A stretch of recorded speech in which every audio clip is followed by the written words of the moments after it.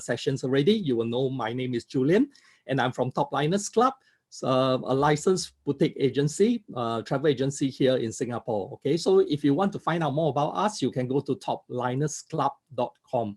Okay, so one word, toplinersclub.com. Together with me is Ming Wei, and we are your hosts tonight. Okay, and of course, not forgetting, we have our guest speaker for the series with us as well. Yeah, so please allow me to welcome Nikki back again. Yeah, thank you, Nikki, for coming back. And yeah, okay. And Nikki is actually our working partner in Southern Africa, and is a South African based in the mother city, Cape Town. Okay, yeah. So she runs African Spiral, which is regarded as one of the most personalized travel agencies there. Now, this is already our fourth webinar of a series of topics on South Africa. We are covering South Africa actually as a start, okay? And then gradually covering more countries and areas over the African continent.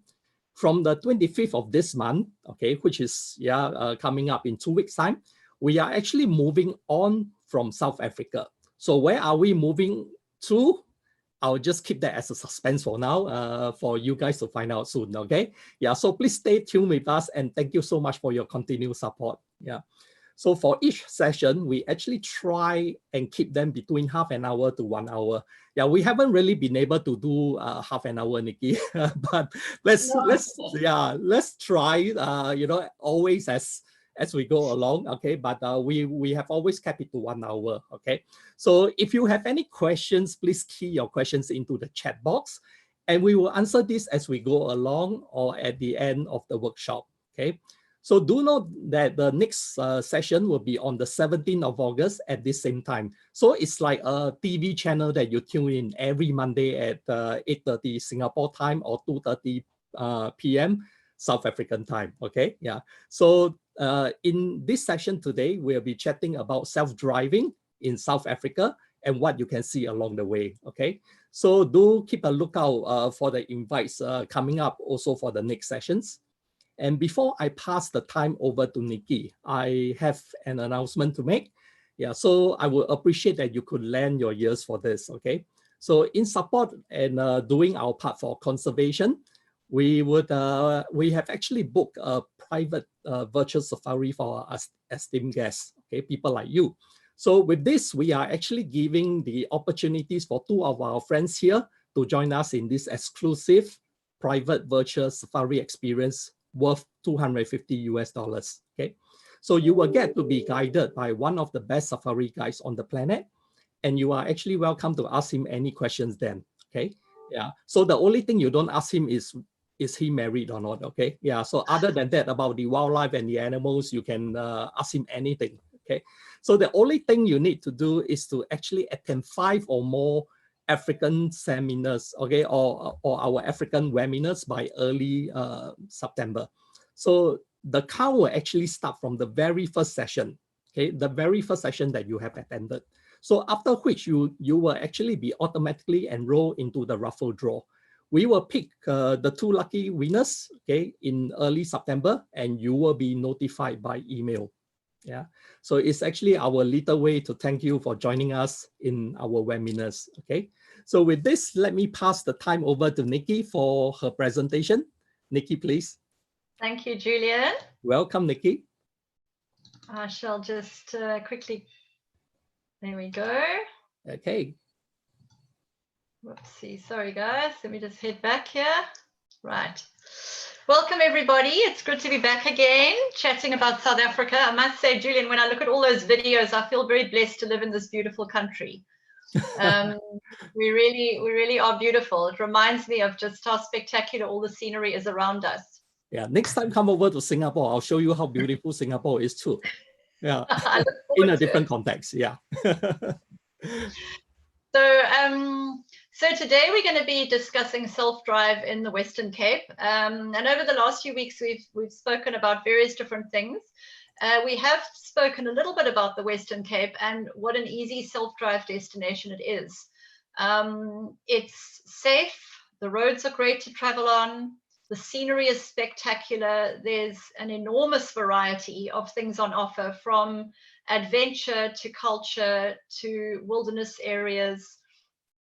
food and wine. It really is a beautiful province of South Africa to drive through.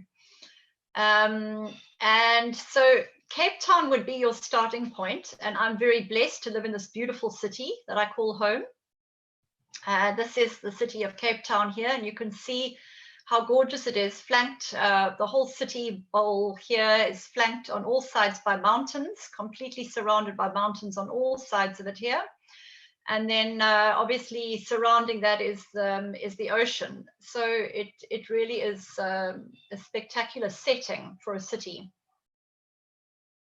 So you would fly into Cape Town from anywhere around the world, and that would be as a great starting point for any self-drive itinerary. So I just started off, this is one of the properties that we like to use in the city of Cape Town. This is called Manor Bay. This is a beautiful small boutique hotel. It's only got 8 rooms. And I think what we love about it is its incredible location. You can see that it is backed. It runs right on the slopes of Table Mountain. So there's nothing else behind Manor Bay here. You just look straight up onto the mountain behind you, and you can see the incredible view looking out over the city in front of you. So from that perspective, the location is really beautiful with magnificent views. It is a small property that focuses on great service. It has butler service, high tea in the afternoons, and it's just a great little property to start your stay. So I'm going to talk a little bit about Cape Town. Cape Town, I always say the absolute minimum you can spend in Cape Town is 3 nights. But 3 nights is really only going to give you the sort of have to do things in Cape Town. So we'll talk about sort of the have to do things in Cape Town first.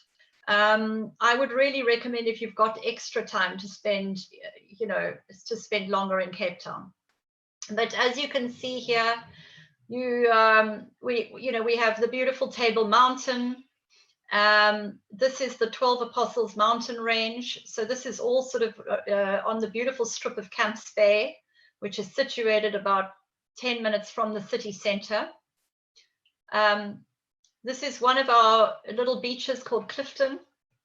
There are a couple of beautiful little secluded beaches, again, within 10 minutes of the city center, which are gorgeous to just go and swim at. Although I have to say our waters are quite cold in Cape Town, especially wintertime, but it is beautiful. Table Mountain, you can either go up on the cable car, or for those who like a little bit more adventure and a little bit fitter, you can walk up Table Mountain. It takes about, depending on your fitness level, I'm going to average out at around 2.5 hours to walk up to the top of Table Mountain. Some people like to walk up and come down on the cable car. And if you go up by cable car, you can also walk on the top of Table Mountain across the top. The views are absolutely spectacular. And it's definitely a highly recommended thing to do. In this picture here, this mountain here is called Lion's Head. Lion's Head is also a really, really beautiful mountain to walk up. It's about an hour to an hour and a half, again, depending on your fitness level. But from the top of Lion's Head, you literally have 360-degree views over all aspects of Cape Town. It is honestly, for people who like to get out and who are happy to walk, it is one of the most spectacular walks to do. You walk around in a circular motion around the mountain right up to the top. Then, of course, we have the well-known Victoria and Alfred waterfront. This is a sort of a huge marina with many, many restaurants, many pubs. You can do boat trips. It is a hive of activity with loads of people all the time walking around, live entertainment. It's a bustling little area to be in, and there's always something fun going down at the waterfront. So these are sort of the things that are really close to Cape Town and your must-do things in Cape Town. And then, of course, we did speak slightly about this, I think, in the first session about a month ago.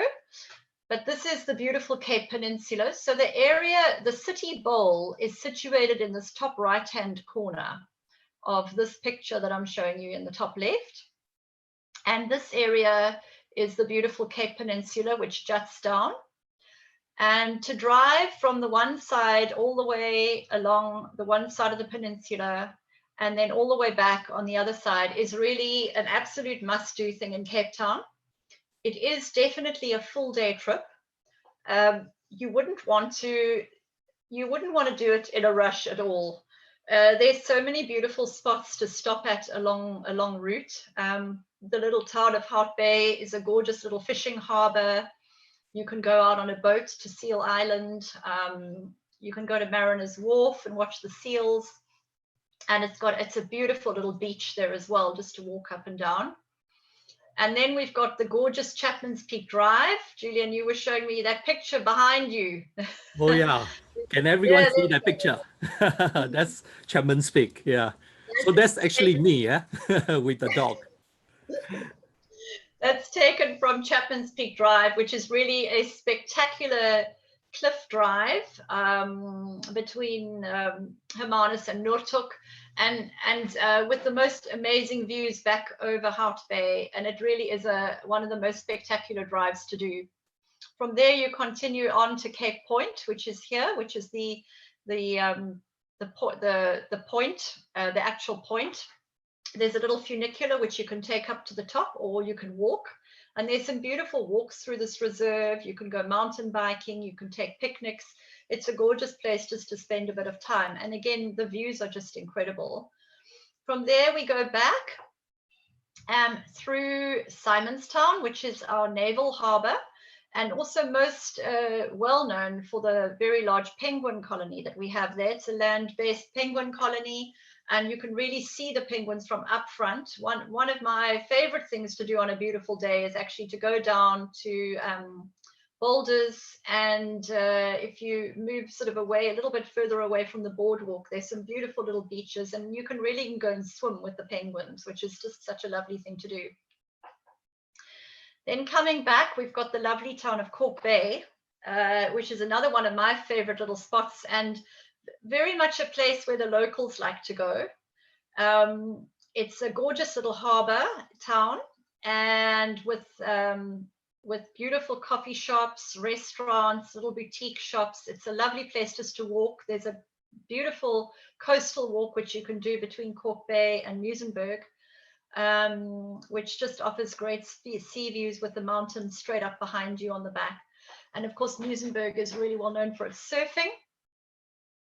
And then we have the Kirstenbosch Botanical Gardens, which for people who like to walk and like to, botany is just so beautiful. So this is this is the King Protea here, which is our national flower. And the Kirstenbosch Botanical Gardens, as I said, is situated on the slopes of Table Mountain, just with the most beautiful views over the city, and such a lovely place to just get out and walk in the gardens. So these are all sort of areas that are, these I would say are, this is a full day tour from Cape Town. And all of these things are en route on this day trip. Then I just wanted to put this slide in to show you how the locals do it. So for those of us who live in Cape Town, Cape Town is a very, it's a bustling cosmopolitan city. But because of the fact that the mountain and the sea are, the whole city is surrounded by mountain and sea, we really like to live it outdoors. So, on the weekends, you would definitely find the local people cycling along the Sea Point Promenade, supping along the canals. This is a picture of the Oranjezicht food market. So we've mentioned before that Cape Town's got quite a sort of tradition of local food markets.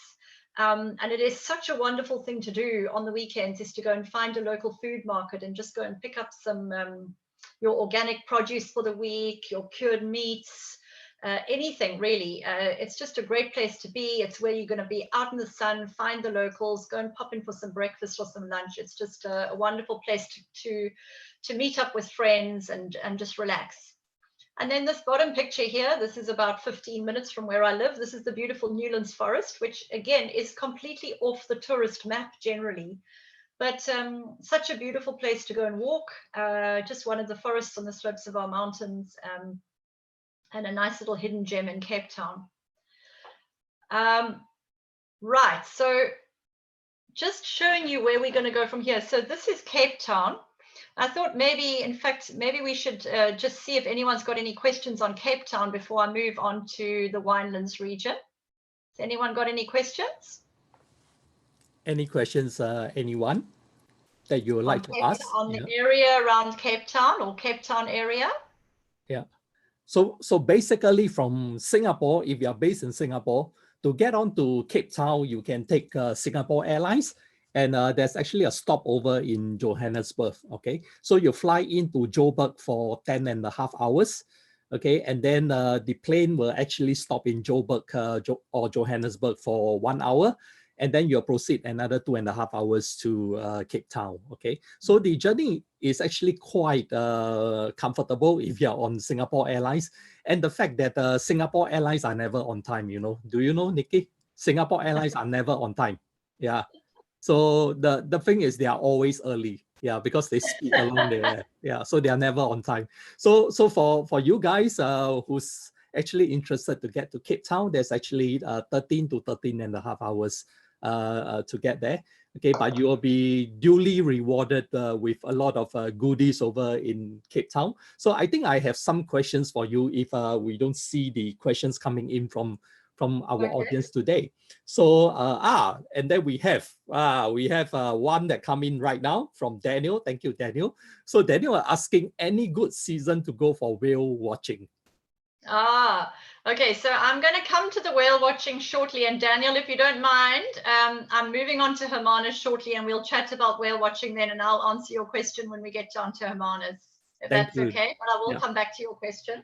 Okay, thank you, Nikki. I'll note that now. Yes. Also maybe, in fact, that's a good question to answer, just with a lot of people ask when is a good season to come to Cape Town. Yes. So unlike the rest of South Africa, Cape Town has its rainy season in winter. So the rest of South Africa has their rains in the summer months. Cape Town's winter months are sort of June to August, and we tend to have our rainy season in Cape Town during that time. So it can be quite cold and wet in Cape Town over that time. However, it's an absolutely amazing time to visit the rest of the country. And we were discussing game viewing last week, and I said to you that from that perspective, it's a beautiful time to go game viewing. But just to mention that it is the rainy time in Cape Town. Right. So Nikki, today our topic is about self-driving, right, in South Africa. So what happened if I can't drive, you know, but I still want to go there on a private tour? What are the kind of arrangement that are basically available for me? Okay, so we do a lot of private guided tours. And that can be anything from 2 people to a small group of people. We have amazing guides that we use, and they will collect you from the airport, and they will take you around Cape Town. And then, you know, if you want to do this full route that we're going to discuss today, they will accompany you throughout the journey. So you certainly do not have to drive the route yourself. The reason that we're looking at it as a self-drive is because it is for those people who are comfortable driving themselves. This is a really easy route to follow. Right. Okay. And of course, I would also like to mention that South Africa has very, very good road infrastructure, and it's very easy to drive over there.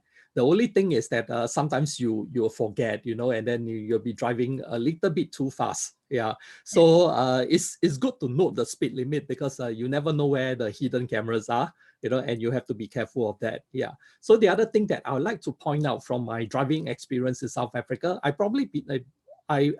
have probably driven in South Africa like maybe 30 times, maybe. Yeah, you know, 30 times to different part of South Africa. And I would actually like to point out that, you see, one thing about South Africa is that the car rentals in South Africa are really, really, really cheap, okay, compared to like the other part of of the world that we are familiar with, like Australia, you know. So at certain times, if you go over to South Africa, the car rental prices are actually 3 times cheaper than Australia. Okay, which is quite amazing, right? Yeah. So I mean, I have been there, and then I was looking at some of the partners offering us very good pricing, especially for long-term rental, you know, maybe like 2 weeks. And then, you know, you could actually get very, very good prices. Like, for example, if you drive an Audi A3, for example, okay, and that's only about $60 Singapore dollars, $60, including full insurance. Yeah, so just to give you an idea of how much the pricing is. Yeah. Okay, so back to you, Nikki. Perfect. All right, so I just wanted to just check on that. Right, so the route that we're going to follow today is this route that you can see here on this map. So we're going to visit sort of 5 regions of the Western Cape, starting in Cape Town, which we've already done. The next area that I want to focus on is the beautiful winelands of the Western Cape. So this area between Paarl, Stellenbosch, and Franschhoek, this triangle that I'm pointing out, that I'm pointing out over here, has got many winelands, wine farms in the area. So it's a really beautiful place to go. Many of the wine farms have got accommodation on them. Many of them have got restaurants. So whether you're looking just to go and do a wine tasting, whether you're wanting to go and stop in at one of the restaurants, or whether you're wanting to overnight, there's many different things on offer. The towns of Stellenbosch and Franschhoek and Paarl, are some of the oldest wine regions in the area. And as you can see from these pictures, the scenery in the area is really so beautiful, with the rolling vineyards surrounded by mountains. It's a really spectacular area. You can see a lot of the old Cape Dutch type cottages and farmsteads. This picture here, in fact, on the bottom left of my screen, is a farm called Babylonstoren. Babylonstoren is also particularly known worldwide, in fact, for its garden, its incredible garden. I believe, if I'm not mistaken, last year it was voted in one of the top 7 gardens worldwide. And if you stay at Babylonstoren in one of their cottages down here, then you get to go on you can go on a tour of the gardens with their resident gardener, and they grow all of their own fruits and vegetables, and it really is just a lovely lovely experience altogether. And of course, completely surrounded by vineyards as well. They produce their own wines, and they have 2 restaurants, in fact, on the property, which offer incredible foods. So, of course, visiting the winelands is really all about food and wine. Franschhoek is often called the gourmet capital of South Africa. And between Stellenbosch and Franschhoek, I think we have some of our very top restaurants in the country are situated in this region. And these restaurants offer anything from, a picnic lunch, which is quite popular in the winelands, is you can order it in advance. You arrive there, they give you a beautiful picnic basket and a bottle of wine, and you can just go and sit on the rolling lawns and have your picnic lunch in the sun, which is lovely. And then right up to sort of more bistro style, tapas style restaurants, up to your more fine dining experience. So there's a huge variety to choose from. And it really is, on the day you can decide what you're wanting to do. On the right-hand corner here, I put in you can see the Franschhoek wine tram.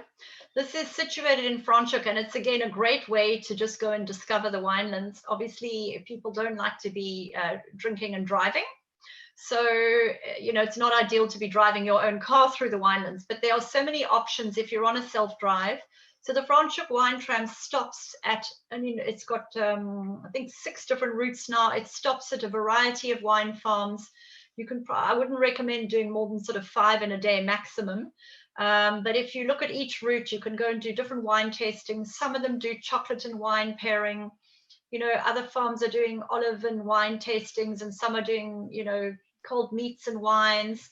There's just a huge selection to choose from: sparkling wines, red and white wines. And And then, of course, you can stop along the route to decide where you're going to have lunch there, and then head back on the tram. So it's a lovely way to visit the winelands without having to get in your car and drive. And they have a similar hop on and hop off bus in the Stellenbosch region as well. So very easy to do it without having to get into your car. Then I just also wanted to mention other things to do in and around the Winelands region. So it's not just all about wine tasting. There's a lot of outdoor adventure things, from quad biking to horse riding. And these bottom two pictures down on the screen here, one of my most favorite things to do in and around Cape Town is the Cape Canopy Tour. So this is in the Hottentots Holland mountain range, and probably about 45 minutes from Franschhoek. About 45 minutes as well from Cape Town, depending on which way you're coming from. And it has 11 incredible zip lines which go across the mountain valley, across to the other side. So there's 11 platforms that you zip line across. The most beautiful scenery, incredible fynbos. So fynbos you see here is our local vegetation. It is a vegetation that is found only in this area of South Africa, in fact. And when the fynbos comes into bloom in sort of August, September after the rains, it really is very, very beautiful. Right, so heading from the winelands, anybody want to ask any question about the winelands? And then we're going to head down to Hermanus. So maybe just to mention, traveling from Cape Town to the winelands, depending on whether you're going to Paarl or Stellenbosch or Franschhoek, but you're looking at about 45 minutes to an hour. So that's not a long drive at all. We do have, and I mentioned again I think about a month ago in one of our chats, there are 26 different wine regions around Cape Town. So these are just really one small area of wine farms that I'm speaking about. We have numerous wine farms, and there are others in and around the Cape Town region. Really half an hour from Cape Town is the Constantia Wine Valley, which is also absolutely beautiful to go and visit. Right, so can we move on from the winelands? Yeah, sure. Yes, Nikki. Right. I think I just have a question for you before we move on, Yeah, yes. So how safe exactly is self-driving in South Africa? In this region of South Africa, it's very safe. So, I mean, as we've mentioned quite a few times before, if I'm going to send somebody on a self-drive route, we will know the route. We know it is a route that's very, very well traveled. Many, many tourists travel this route. Mm. It's safe. The road network is really great. Beautiful scenery. We've never had any problems with anyone driving this route at all. Right. Thank you. Thank you, Nikki. Yeah. All right. Let's move. Yeah. So traveling from Franschhoek, it's about an hour and 15 minutes down to Hermanus.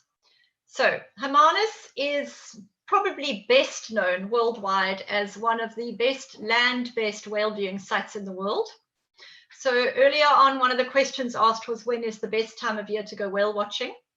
The whales normally come into the bay anytime from the beginning of June. I would safely say from July until the end of November.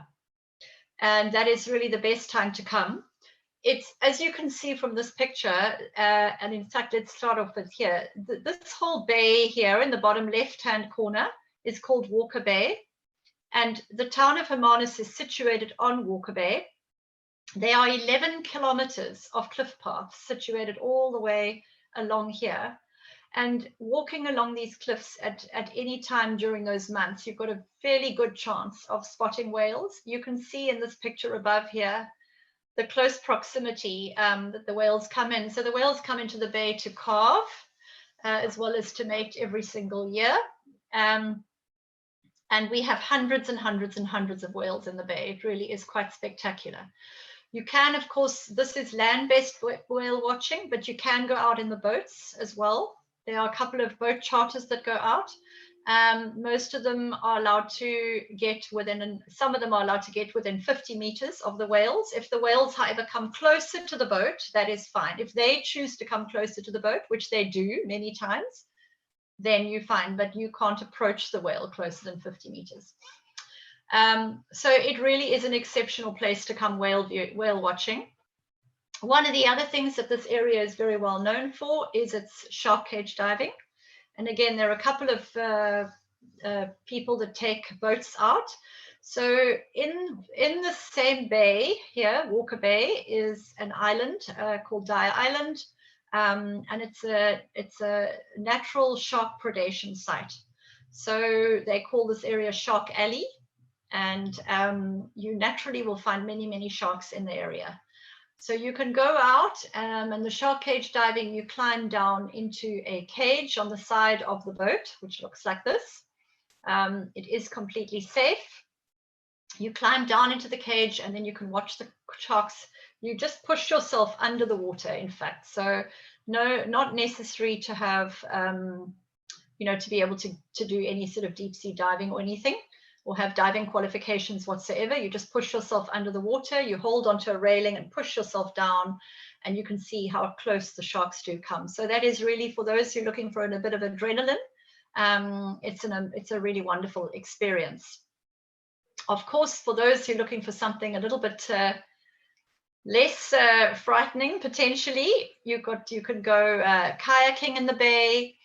And for those who just want to sit and relax, there's some lovely restaurants along there. This restaurant here, Bien Tang's Cave, is one of my most favorite, just because the views from here are just so absolutely beautiful. I can tell you personally that I have sat probably at this restaurant with my family, where we have watched whales, sort of probably within 100 meters from shore. We've watched a pod of dolphins. This was all in the same afternoon, pods of dolphins swimming past, and the seals playing here in the bay, and all just while sitting and eating a seafood platter and having a glass of wine. It really is a lovely way to spend your day. So apart from the whales and the sharks, again, we were speaking about all the different wine regions. Situated just outside of Hermanus is the Heermel and Arde Valley. And this is another wine, quite a large wine region, and quite a well-known region of South Africa, and which produce incredible wines, particularly well-known for their Pinot Noir, actually. And then, of course, as you can see, the town of Hermanus is surrounded by mountains as well. And there are some beautiful walks in this Fernkloof Nature Reserve, which one can do. So plenty to do in the area. I just thought I'd just pop in a couple of the accommodations that we like to use. This one is the Marine Hotel, which is situated right on the cliff path, overlooking the bay, which is great if you're wanting to be right sort of close by to the sea. And then above here is one of my favorite places called Grootbos. This is situated on a nature reserve, the Grootbos Nature Reserve. And it's probably not so clear in this picture, but here is the ocean, which goes all the way around. So you have the most incredible views. This is a view from your room, out over the ocean, through the Fynbos Reserve. It really is a beautiful property. You can do walks through the reserve. You can go horse riding through the reserve. You can go down to the cliff path. You can walk along the cliffs, do marine walks. And at the same time, you're 10 minutes from getting onto one of the whale watching boats or going on one of the shark cage diving boats. If you're looking for, I quite like to do this just as a place to go and rest and relax. It's a really great place to go and spend 2 or 3 days just relaxing completely. This at the bottom here is a place called the Mosaic Lagoon Lodge. It's situated on the Hermanus Lagoon, looking out over the mountains, and again, just a beautiful place to be. So, have I answered? I've answered the question about Hermanus. Any other questions about Hermanus itself? Whale watching? Anything to do in the area? Shall we move on? Yeah, maybe I should just point out for photographers here that Hermanus is actually the best place to photograph whales from the coast. Yeah, so it's basically if you're there with like a 400 mm, and obviously you have to see where the whales are popping up. You know, if you are in luck and your response is fast enough, you will be able to get very good shots of them from the coast without actually taking a boat out. If you don't want to.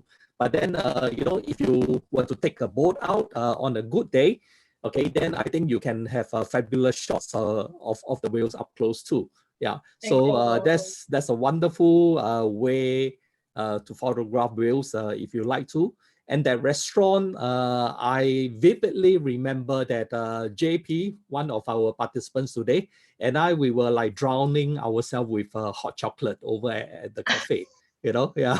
So it was a fantastic place to be at. You know, just beside the waves. And yeah, that's a wonderful place. And actually, you get quite a lot of that in South Africa. Just different unique teams, Yes. and this is one of it. Yeah. You do. Yeah, JP All said right. it's very nice. Yeah. Okay. So Great. yeah, Nikki, I think Yes. we also have a question coming from Daniel asking along the Yes. trip from Cape Town. Okay. Are there any opportunities to fly drone in certain areas? Okay, or will they be confiscated at the airport? No, they won't be confiscated at the airport, and there definitely are areas that you can fly drones. Ah, okay. Yeah.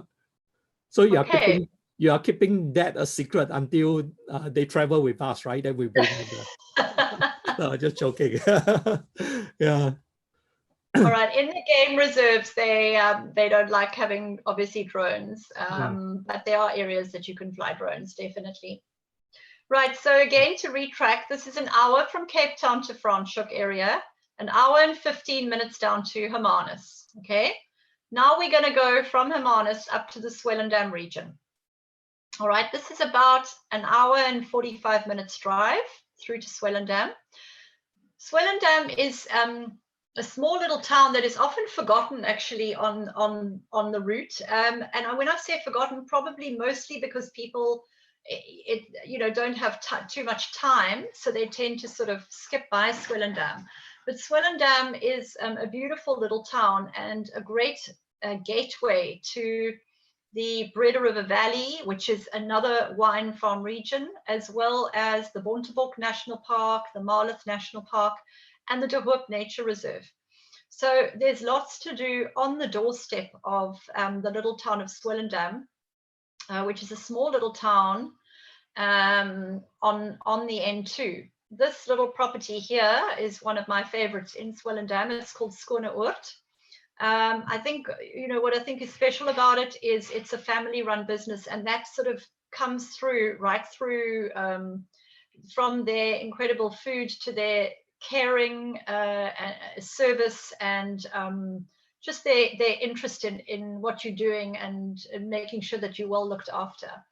So the food that they serve at Skoneoord is really incredible. Breakfasts and dinners. And as I mentioned, you can go cycling in the area, you can go walking in the area, visit wine farms, visit De Hoop, and it's a great little stopping spot for a day or two. This pass here on the right-hand side is called the Trudeau Pass, and again is a pass that is very seldom spoken about. It's not very often, included in different, in sort of things about South Africa. But such an incredibly beautiful pass to drive through. And this is the entry point. If you're going from here, you drive over that pass and then you enter into what we call the Little Karoo, which is the drier region of South Africa. But again, such incredibly different scenery and something so different. So I always encourage people to go into that region, the Karoo or the Little Karoo, and then we call it the Greater Karoo region, just because of the huge open spaces that you find in that region. Anything anybody wants to say? You've been along that route, Julian, right? Yes, I've been there many times. Yeah. We were talking about Berrydale as well the other day, and the beautiful little town of Berrydale that is the end of the Trudeau Pass. Yeah. So maybe for those who are here with us today, our friends, I would just like to pose a little questions for your participation. Yeah. So what do you think? Because you see what happened in Swellendam, there's a very, very nice restaurant. Okay. A very nice restaurant there called La Sosta. Okay. It's actually a French restaurant, fine dining. Okay. And imagine if for a 3-course fine dining French restaurant, how much do you think your bill will come up to, for that 3-course dinner? You can quote in US dollars or maybe in Sing dollars, you know, or in Canadian dollars. I guess that's fine. Yeah. So maybe, yeah, just to see. $80. Ingmar was saying $80 Sing. Okay, cool. Any other guess? How much is that in Singapore if it's a 3-course French fine dining, you know? US $100. Oh, wow. Okay. Yeah. And say, or $200 in Singapore. Okay. Yeah. And 150 Sing from Yen. Yen was saying 150 Sing. Okay. Yeah. So I guess you can see that in Singapore, people are prepared to pay 150 to $200 Sing, you know? So that's 2,000 Rand. That's 2,000 Rand, Nikki. Yeah. And Brenda was saying 25 US dollars. For a 3-course, you know, fine dining, 3-course. That's maybe a little bit too low. Okay. Yeah. But yeah, just to let you know, it's about $50 US dollars. Okay. So 50 US dollars. That's the price that you have. And then this restaurant, you will actually have to book way in advance because you won't be able to get a seat, you know, if you're to just walk in. Yeah. So why I raised that was that because I think generally the quality of food in South Africa is fabulous. Okay, so it's something that I really enjoy a lot. As a Singaporean, when I travel, I'm always looking for the best food, and South Africa has like all the ticks and all the answers to my palate. You see, yeah. But the thing is that also that the prices are extremely reasonable. Yeah, Yes, so yeah. you can go around, and there's also another restaurant which is out of topic here, but I just like to mention that it's further up on the western coast in Paternoster. Yeah, so that restaurant has been voted as the world #1 restaurant, I think, in 2019. Yeah, so if you want to find out the name of the restaurant, please ask your good friend Google, okay? And your Google will tell you the South African restaurant has been voted world #1. And for a buffet, no, sorry, not a buffet, a fine dining, a 7-course fine dining, you will actually have to book about 3 months in advance. And it costs you about, I think it's right now it's about 80 euros. Yeah, $80 euros. Yeah. Oh, sorry, it's 50. I think it's 50 euros also. Yeah, 50 to 80. I'm not too sure now of the pricing, but it's somewhere around there. Yeah. So you can also just check that out. Yeah. Okay. So much for food, Nikki. Over and back to you. Yeah. But you're right, Julian. I get comments on that all the time from all over the world that our pricing is very good and our quality of food is really excellent. That is correct. So from Swellendam, I'm going to take you up to the Sanborna Wildlife Reserve. So the reason I wanted to include this, we spoke a little bit about this, I think it was a week or two back, about Sanborna Wildlife Reserve. I just wanted to show you, it is about an hour's drive up to Sanborna, just to show you how easy it is to include a wilderness reserve in this area. As you can see from this map, you've now driven a total of 5 hours over an extended period. So it really, this is very easy self-drive route that is really not far to drive for those people who don't want to be driving too far. You may remember this, those of you who were on the webinar a few weeks ago, I showed you pictures of Sanborna Dwaika Lodge, which is their tented lodge in this wilderness area. You can see just looking at that picture, I think what I love about this is the incredible space, the vastness of the landscape, the huge open skies. There's a huge, for those people who are interested in stargazing, you can take some incredible pictures. You will go out with the guides at night and they will show you all the constellations of the Southern Hemisphere, which is really very special. And just because of the fact that it's so remote, there is really no interference from lights. So the stargazing is really incredible. It is a Big 5 reserve, although you won't find the density of wildlife that you do up in the Kruger area. For those people who are just looking for a wilderness experience, being out in the open, experiencing the bushveld, you can go on walks with the guides through the bush, or just relaxing at the end of a holiday, spending some time in the spa, spending some time in the plunge pool. It's just an incredible way to just be still and just bond with nature for a couple of days. It's I think the stillness and the vastness is just what makes this area so incredibly special. So this is sort of in what we would call the Little Karoo region of South Africa. And we're going to end off there today. Just to go back to this map. So we've gone this route now. To give you an idea, to get from Sanborna back to Cape Town is going to take about probably 2.5 to 3 hours drive back to Cape Town. So very easy drive back. If you're wanting to do that trip and end off in Cape Town, a very easy round trip. You would go back along the sort of top of the map here and arrive back in Cape Town, feeling very relaxed after 2 or 3 nights at Sanborna. So what we're going to do next week is we're going to, instead of coming back to Cape Town, we're going to continue on this route, and I'm going to take you up through the Garden Route and up into the Eastern Cape, just to show you how you can continue with this route. Then you would fly into Cape Town and out of Port Elizabeth Airport and include the beautiful Garden Route of South Africa. Right. Any more questions? So yeah, if you folks have any questions, please key them into the chat, okay? Yeah.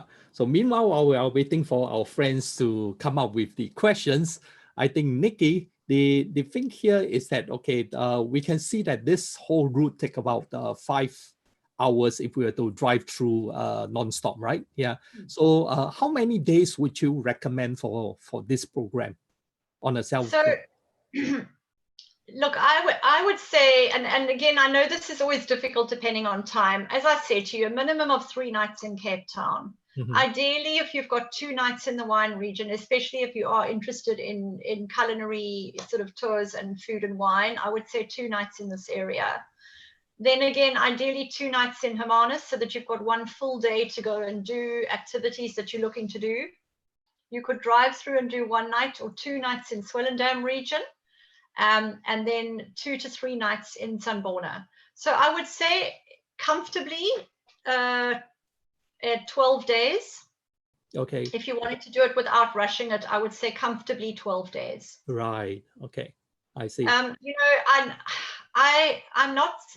I prefer not to push 1 night stays in different regions, just because, as we've mentioned before, you know, if you really want to get a feel for a place, you need to, you know, I don't want to be pushing people through all the time, and you just get there and you feel like you don't have any time to relax and enjoy the place. Yeah. So, you know, I would always recommend a minimum of a 2-night stay in any of the places that we're visiting. Thank you for that golden tip. Yeah, it actually makes sense. Yeah. So, I mean, especially if we are traveling so far to South Africa, you know, irregardless of where we are from the world, I think it's best if we can actually allocate slightly more days for the holiday, so that we don't actually feel that, you know, we are rushing through the itinerary and trying to get from one place to another. Yeah. So with the distance, actually that helps a lot too, you know, because the attractions are very close to each other and they are not far. So it's easy to just drive a short distance and then you stop and do something, you know, along the way. I think that's what's so attractive about doing a Western Cape self-drive, is that the distances aren't far. And the variety, as you can see from what we've discussed today, the variety is incredible. Yeah. You know, there's definitely something for every interest group, whether it's adventure, culinary, culture, wilderness. There's something for everyone in this area. That is correct. Yeah. So Nikki, we have a question from Ian. Ian was asking, how soon do you expect the borders to open for international travelers? I wish I knew the answer, Ian. Currently, they are predicting around January. But as you know, the goalposts are shifting all the time. So we really aren't 100% sure. But at this point in time, I would comfortably say January. Yeah, I think all of us are like travel staff, you know. We are we are suffering from the hunger of not traveling enough.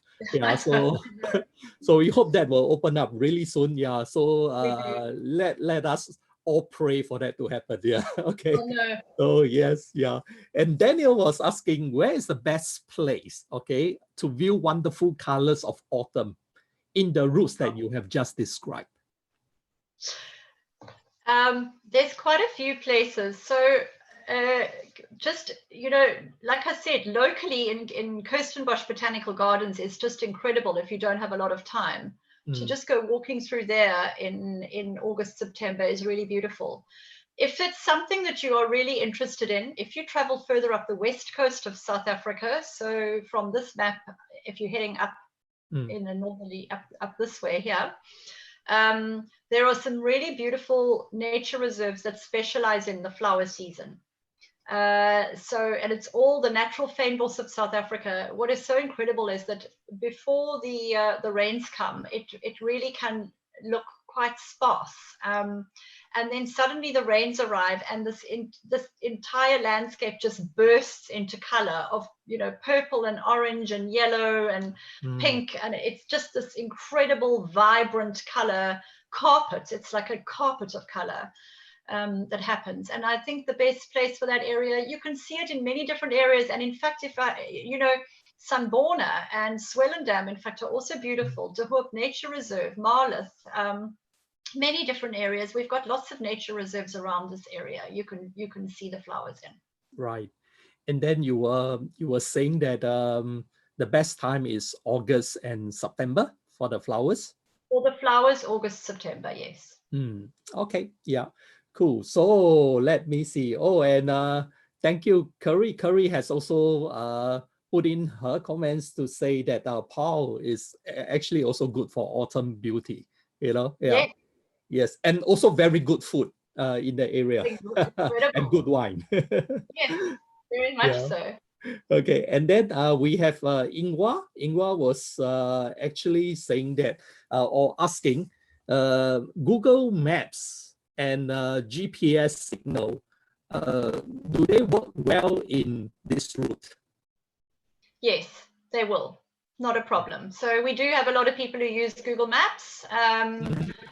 You know, most of the cars these days are fitted with GPSs, and it's not a problem. Right. It's really the areas where I would say is more complicated would be if you're going up into the game reserves further north. And in some of the Eastern Cape reserves, you've got to be a little bit more careful with Google Maps. But in instances like that, we will normally, you know, either you'll get a transfer into the reserve, or alternatively, we will give you a set of written maps, so that written instructions, so that if I know that Google Maps is not going to work so well in an area, you will get a proper set in your documentation pack. You will get written instructions on exactly how to get there. Right.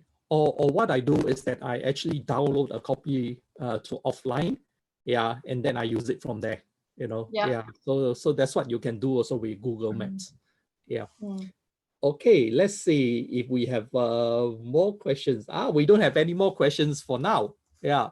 So I guess we just give another 20 seconds to see if there are more questions coming in from our friends here today. Yeah.